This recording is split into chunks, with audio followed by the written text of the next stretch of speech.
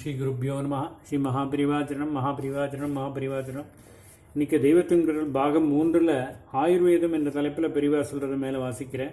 இது பக்கம் 744 ஆரம்பிக்கிறது. நல்ல சம்பிரதாயத்திலே வந்த வைத்தியர்கள் அநேக மந்திரங்களை ஜபித்தபடியே ஔஷதங்களை பண்ணி ஜபித்து தருவார்கள். திரியம்பக மந்திரம், அச்சுத அனந்த கோவிந்த என்ற நாமத்திரயம், 3 திருநாமங்கள், தன்வந்திரி, அஸ்வினி தேவர்கள், சூரியன் முதலான மூர்த்திகளுக்கான மந்திரம், கவசம் முதலியவற்றோடு மருந்தை சேர்த்து கொள்வதுண்டு. அகஸ்தியர் ஸ்ரீ ராமச்சந்திரமூர்த்திக்கு உபதேசித்த ஆதித்ய ஹிருதயம் பிரசித்தமாயிருக்கிறது. விஷக்கடிகளுக்கு என்ன மூலிகை? சிந்தூரம். சித்த வைத்திய சூரணத்தை சிந்தூரம், செந்தூரம் என்று சொல்வார்கள். கொடுத்தாலும் மந்திர ஜபந்தான் முக்கியமாக இருக்கிறது. சர்ப்பங்கள் பயந்து நடுங்குகிற கருட பகவானை குறித்த மந்திரத்துக்கு விஷம் இருக்குவதில் ஆச்சரியமான சக்தி இருக்கிறது. நம்முடைய ஆச்சாரியால் சௌந்தர லகரிலே ஒரு ஸ்லோகத்தில் அம்பாளை சகல அவயங்களிலிருந்தும் அமிர்தரச கிரணங்கள் பெருகுகிற சந்திரகாந்த சிலாவர்ண மூர்த்தியாக தியானம் செய்வதால் ஒருத்தன் கருடனைப் போல பாம்பு விஷத்தை சமனம் செய்கிற சக்தி பெற்றுவிடுகிறான் என்றும், இப்படிப்பட்டவனுக்கு அமிர்த நாடி உண்டாகி அதன்பின் இவனுடைய திருஷ்டிப்பட்டாலேயே பிறரின் ஜுவரதாபம் இறங்கிவிடும் என்றும் சொல்லியிருக்கிறார். இந்த ஸ்லோக ஜபத்தாலேயே விஷம், ஜுவரம் முதலியவைகளை நிவர்த்தி செய்துவிட முடிகிறது. சௌந்தரியலகரின் வேறு பல ஸ்லோகங்களை ஜபிப்பதற்கும் இவ்வாறு பலவிதமான வியாதி நிவர்த்தி சக்தி இருக்கிறது. நாராயண பட்டத்திரி நாராயணியம் பண்ணியே அவருடைய வயிற்று உபாதையை நீக்கியதால் அதையும் நோய் தீர்வதற்காக பாராயணம் பண்ணுகிறார்கள். இருமலு ரோக முயலக வாத என்று ஒரு திருப்புகழ் உண்டு. அதுவும் சர்வவியாதி நிவர்த்திக்காக ஜபிக்கப்படுகிறது. சம்பந்தமூர்த்தி சுவாமிகள் கூன் பாண்டியனை ஸ்வஸ்தப்படுத்துவதற்காக சொன்ன திருநீற்று பதிகத்தையும் பல ஆவர்த்தி ஜபித்து விபூதி இடுவதுண்டு. வியாதிஸ்தரே விபூதியில் அல்லது ஜலம், தேன், பால் போன்ற ஒன்றில் ஜபித்து அதை இட்டுக்கொள்வதோ பானம் பண்ணுவதோ உண்டு. அல்லது அவருக்கு ரொம்ப அசக்தமானால் அவருக்காக இன்னொருத்தர் பண்ணி விபூதியானால் இட்டுவிட்டு வாயில் போடலாம். தேன், பால் போன்றவற்றை நோயாளி குடிக்க பண்ணலாம். மந்திர ராஜா என்கிற காயத்ரியும் இப்படி வியாதிகள் சஸ்தமாவதற்கு ஜபிப்பதுண்டு. விபூதிக்கு இதிலே தனியான சக்தி. நாட்டு ஜனங்களுக்கு கூட என்ன உடம்பானாலும் 90 என்று திருநூறு வாங்கி இட்டுக்கொள்வதையும் வாயில் போட்டுக்கொள்வதையும் பார்க்கிறோம். விஷயம் தெரிந்தவர்கள் பஞ்சாட்சர சடக்ஷரங்களை சொல்லி தாரணம் பண்ணிக்கொள்வார்கள்.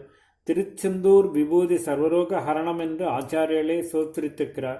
பன்னீர் இலையில் வைத்து தரும் அந்த விபூதியை முழுங்கணும், இட்டுக்கணும் என்பதெல்லாம் கூட வேண்டாம்.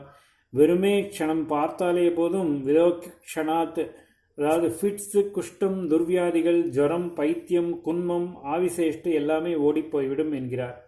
பழனி ஆண்டவரின் மூர்த்தம் மூலிகை சாறுகளை இறுக்கி பண்ணியதே என்பார்கள். அதனால் அவருக்கு அபிஷேகமாகிற தீர்த்தம் முதலானவற்றையும் வியாதி நிவர்த்திக்கு கொடுப்பதுண்டு. குருவாயூர் தைலம், திருச்சூர் நெய், இன்னும் அநேக க்ஷேத்திரங்களில் இப்படியே மருத்துவ சக்தி உள்ளதாக பிரசாதம் கொடுக்கிறார்கள். பிரசாதம் என்று ஸ்தூலமாக தராமல் நடந்தே மலையேறுகிறேன், அங்க பிரதட்சிணம் பண்ணுகிறேன், மாங்கல்யம் சாத்துகிறேன் என்றெல்லாம் வேண்டிக் கொண்டாலேயே வெங்கடரமண சுவாமி தீராத வீதியெல்லாம் தீர்த்து வைக்கிறார். பரமேஸ்வரனும் பவரோகம் என்னும் சம்சார வியாதியை மட்டுமின்றி அந்த சம்சாரத்திலே வருகிற அநேக ரோகங்களை தீர்ப்பதற்காக வைத்தியநாத சுவாமி என்றே பெயர் வைத்துக்கொண்டு வைத்தீஸ்வரன் கோவிலில் விளங்குகிறார். உப்பு வெள்ளம் கரைகிற மாதிரி வியாதி கரைவதால் அங்கே இவற்றை கரைப்பதாக வேண்டிக் கொள்வார்கள். பரமேஸ்வரனுக்குரிய பில்வபத்திரம், பெருமாளுக்குரிய துளசி, அம்பாளுக்கு முக்கியமாக மாரியம்மனுக்கு விசேஷமான வேம்பு, இந்த 3 இலைகளையும் ஒரே அளவு சேர்த்து தினந்தோறும் ஒரு பிடி தின்றுவிட்டால் போதும், எந்த வியாதியும் வரா என்று ஒரு நாட்டு வைத்தியர் எழுதியிருக்கிறார். வேப்பங்காற்றே இரத்த சக்தி உண்டாக்கும் என்றும் அதோடு கர்ப்ப கோளாறுகளை போக்குவதென்றும் அரசமரக் காற்றுக்கும் கர்ப்பப்பை நோய்களை நிவர்த்தி செய்கிற சக்தி இருக்கிறது என்றும் அரசுக்கும் வேம்புக்கும் கல்யாணம் பண்ணி வைத்து புத்திர சந்தானம் இல்லாதவர்கள் அதை பிரதட்சிணம் பண்ண வேண்டுமென்று வைத்திருப்பதில் இப்படி வைத்திய சாஸ்திர பிரகாரமே சந்ததி உண்டாவதற்கு காரணம் என்று தெரிகிறதென்றும் அவர் சொல்லியிருக்கிறார். பூஜையில் தூபம் போடுவது, கற்பூரம் கொளுத்துவது ஆகியன கூட டிஸ்இன்ஃபெக்டன்ட் ஆக, அதாவது கிருமி நாசினியாக அநேக வியாதிகளை தடுக்கிறது என்று எழுதியிருக்கிறார்கள். அசையாத நம்பிக்கையாக பக்தி இருந்தால் அதனாலேயே ரோக நிவர்த்தி முதலான எதையும் சாதித்து கொண்டு விடலாம். அல்லது ரோகம் ஆரோக்கியம் எதுவானாலும் வித்தியாசமில்லை என்கிற உசந்த நிலையை சம்பாதித்துக் கொள்ளலாம். இதிலே வைத்திய சாஸ்திரத்துக்கு பிடிபடாத மந்திரம், பிடிபடுகிற மூலிகைகள், வேம்பு, துளசி மாதிரியான மருந்து சரக்குகள் எல்லாமே கலந்தும் வரலாம். ஆயுர்வேதமும் மத ஆச்சரணையும். ஆயுர்வேதம் என்று மெடிக்கல் சயின்ஸாக தனியே ஒன்றை பார்க்கும்போது அதற்கு இவ்வளவு தெய்வ சம்பந்தம் கிடையாது. ஆனாலும் அலோபதி, இங்கிலீஷ் வைத்திய முறை யுனானி மாதிரி அடியோடு தெய்வ சம்பந்தமே இல்லாமலும் இல்லை. நாஸ்திகனுக்கு வைத்தியம் பண்ண வேண்டாம் என்று இந்த சாஸ்திரத்தில் சொல்லியிருப்பதே அதற்கு ஒரு ப்ரூஃப். ஈஸ்வர தியானத்தோடு தான் குறிப்பாக பகவான் மகாவிஷ்ணு அமிர்த கலசத்தை பார்க்கடலிலிருந்து கொண்டு வந்தபோது எடுத்த தன்வந்திரி என்ற அவதாரத்தை ஆராதித்துத்தான் ஆயுர்வேதம் அபியசித்தது வழக்கம்.